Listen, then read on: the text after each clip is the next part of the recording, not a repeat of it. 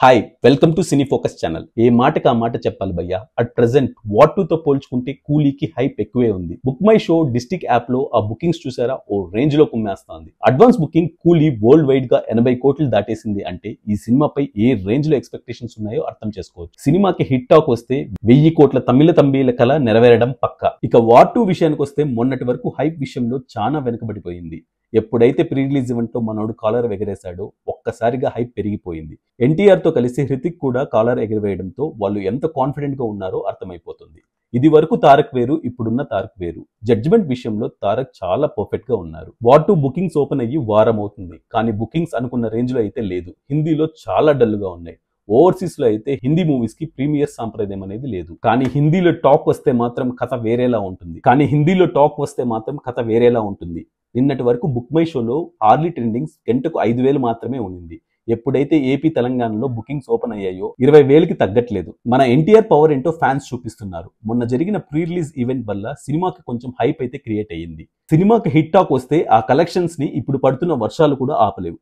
కూలీతో పోలిస్తే వార్ 2కి హైప్ ఆ రేంజ్ లో లేదు.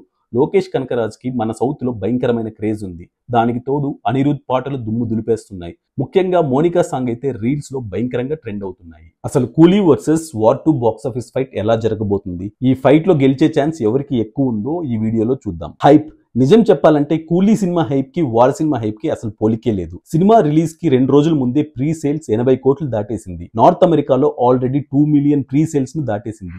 అంతకు ముందు ఉన్న కబాలీ రికార్డును తుడిచిపెట్టేస్తోంది. ఇక వార్ 2 విషయానికి వస్తే కూలీ ప్రీ సేల్స్ కి దరిదాపుల్లో కూడా లేవు. బుకింగ్స్ వైజ్ అట్ ప్రెసెంట్ కూలీకి ఎక్కువ హైప్ ఉంది. జనరల్ గా బాలీవుడ్ మూవీస్ మనకు ఎక్కవు. ఇప్పుడున్న పబ్లిక్ మైండ్ సెట్ ప్రకారం నార్త్ ఆడియన్స్ కూడా మన సౌత్ సినిమాలంటేనే నచ్చుతున్నాయి.